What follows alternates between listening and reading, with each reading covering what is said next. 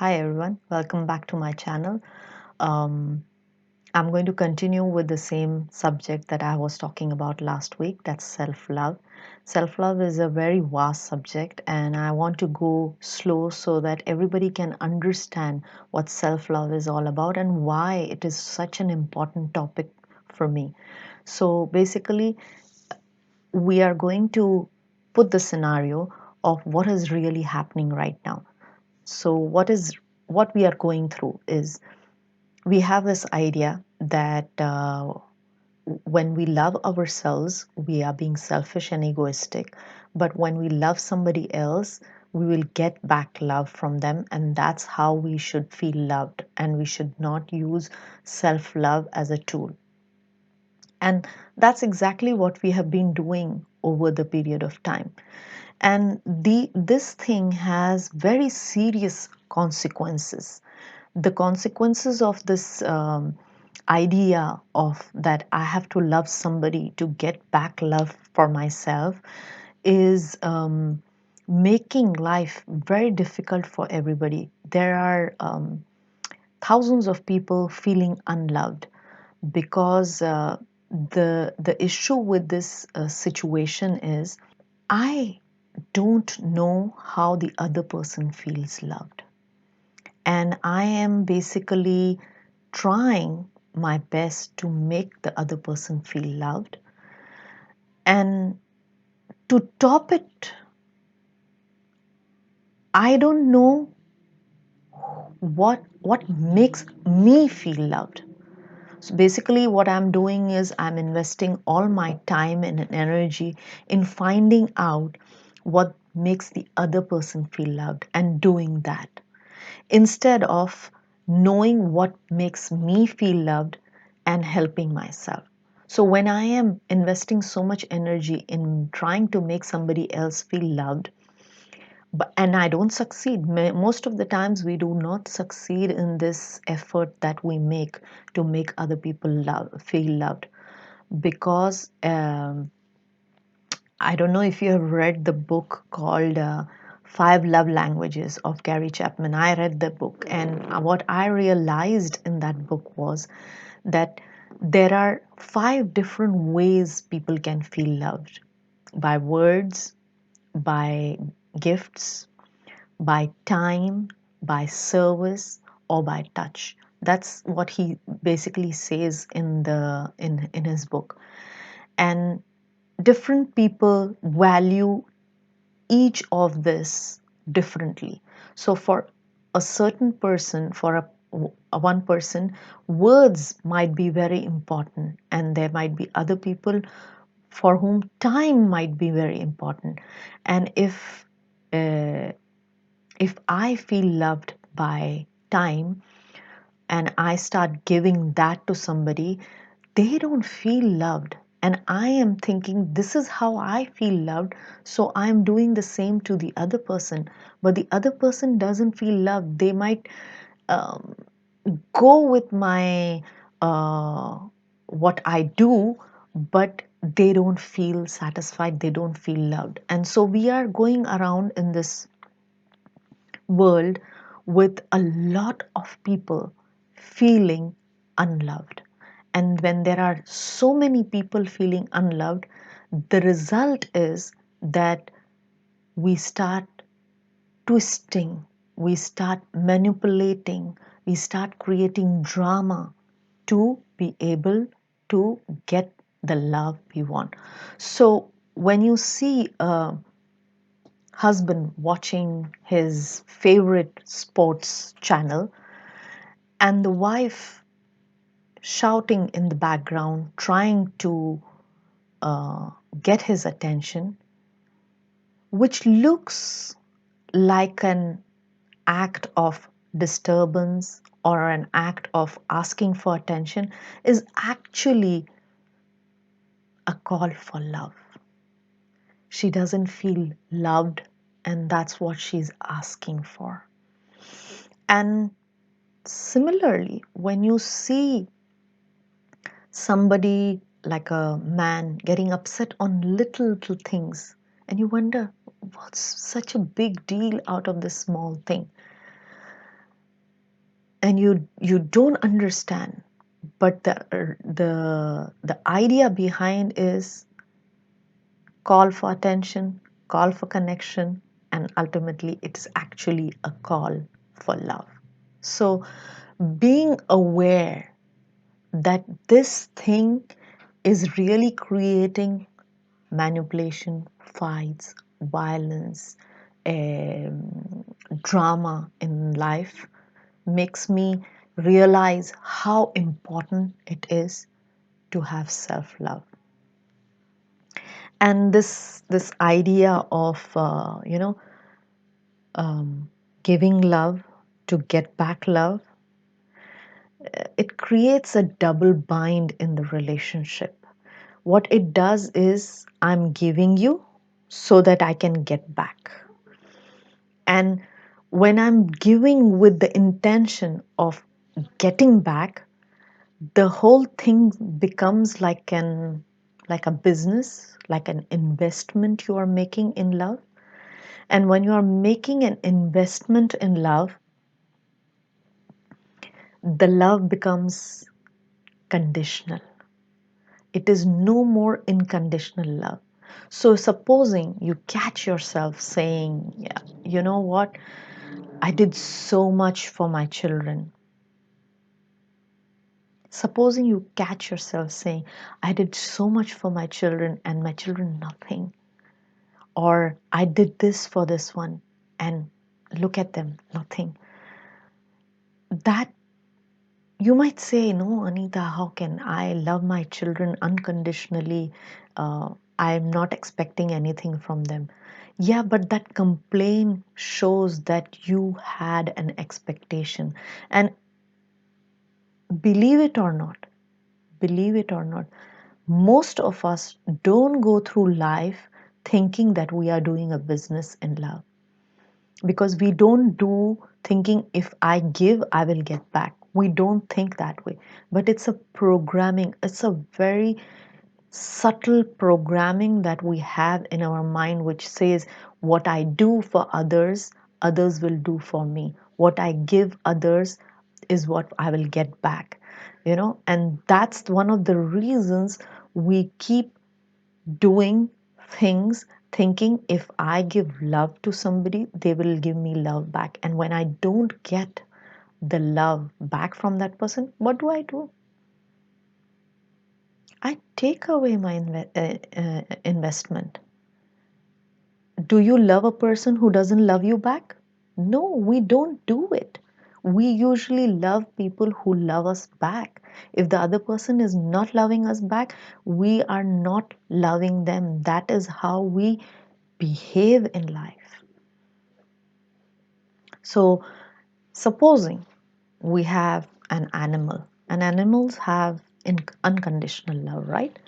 They don't think, yesterday you got upset with me, so I won't love you today. Or last week you gave me food late, so I'm not going to love you today. That is what is unconditional love, which doesn't bind you to the past.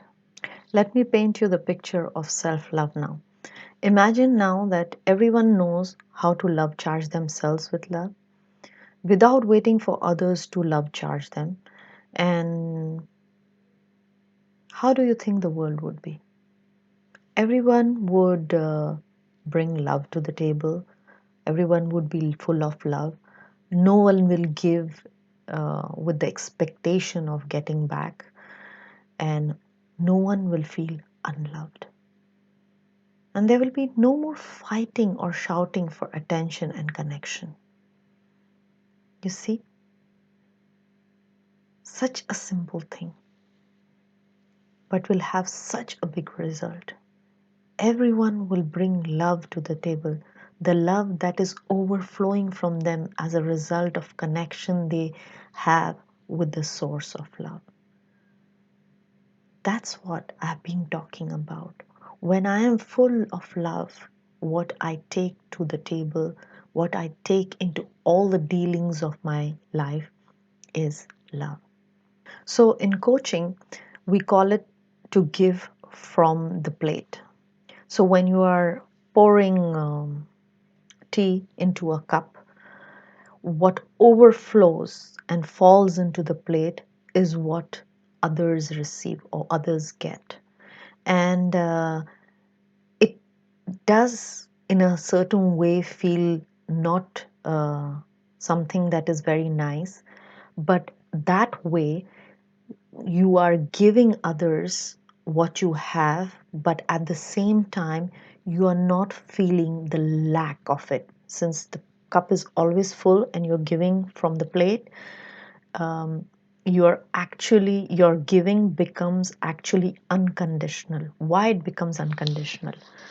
Because you don't even know that you are giving, because there's no lack in you. When there is lack, we become irritated, we become frustrated. But when there is abundance, it flows through us. And when it flows, we don't even come to know. In giving, they talk about giving with the left hand and the right hand doesn't know. This is what it is. When we are giving unknowingly, it is like giving with the left hand and the right hand doesn't know. And how does this happen? This only happens when we are not aware of it. Do you ever remember anybody telling you that, that those words that you said to me so many years back have changed my life? And you start wondering, what did I say to this person? And if the person tries to remind you, you first of all, you don't remember, or even if you remember it very vaguely, and you're wondering what was it all about. And then you realize that you motivated the person unknowingly. And think in the opposite scenario where you are actually trying to impress somebody or do something so that the person gets impressed, right? And what would you do? When you're trying to impress somebody, it feels like a lot of work. Do you think you can keep on doing it? It's a lot of effort. It takes a lot of energy to try to impress people. Same way with love. If you're trying to love somebody, it is a lot of effort, and after some time, you get tired, you get irritated, and that's when all the complaints start coming out. Remember the complaint that I spoke about? That I did so much for my children, they nothing. Yes, you didn't do it out of expectation, but you wanted something out of it because you lack it. When we lack something, we are trying to invest in it so that we can achieve it. So what we are trying to actually do is, by love, we are trying to have an achievement of love. And love is not an achievement. Love is a free flow of energy in all of us. And we can share it if we are connected to the source of love. And that's why I am so passionate about the subject of self love. Okay, so now I want to give you an example. Let's think about the lockdown that we are in right now, right? Supposing somebody comes and tells you to give them some food in this lockdown time, what will you think about? The usual thought process will be, do I have enough? Will it be sufficient for my family? Will I be able to replace what I'm going to give to somebody? Right? Those will be your normal questions carries in your mind. Now suppose that you have a production line of food and you know you can get it any moment and any time. Would you ask the same questions to yourself? So let me wrap up what we have spoken today. I have no idea how the other person feels loved. And I do know what makes me feel loved. And imagine that if everyone starts taking care of themselves and their love charge, would you then say that we would have many more people feeling loved, and they would bring that love in all the dealings of their lives and easily share that love with anybody, right? Um, that way we would be having a loving community where no one is manipulating the other so that they can get something out from the dealing, no, and they don't have an agenda that they have to serve and can freely give without worrying about how to get back what they have invested. So, now what are the steps that we can take to start to at least know ourselves so that we can love ourselves? Like I said in the beginning, there are many times we don't know what makes us feel loved, and we have to be clear on what is it that makes us feel loved. So, I have prepared these few questions for you, which you can write it down, and then you can answer each of these questions as a self investigation or an investigation or an introspection that you can do on yourself, so that at least you know what makes you feel loved. And whenever you are getting love in that form, you are at least aware that that is what is, or that is what makes you feel loved, and you can, like, multiply, or you can expand that feeling into you. So, the questions for today are, how do I feel loved? That was the question I asked before. So, that's one of the questions you are going to answer. How do I feel loved? What activities give me energy? Yeah, so writing it down will help you. This is what energizes me.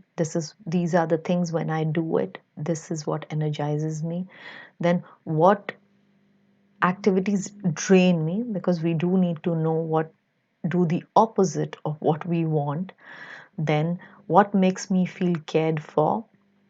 What makes me happy? What makes me uneasy? And the last but not the least, what gives me satisfaction? If you can answer these questions, it will help you to create an ambience of self love, self care, compassion for yourself. Knowing yourself is one of the most important and the first steps towards self love. Thank you. And if you have liked this video, please subscribe to my channel. I'll be making more videos every week so that we can keep in touch always. And if you have any subject or any topic that you would like me to talk on, please do write it in the comments, and I'll try and make videos with those topics. Thank you.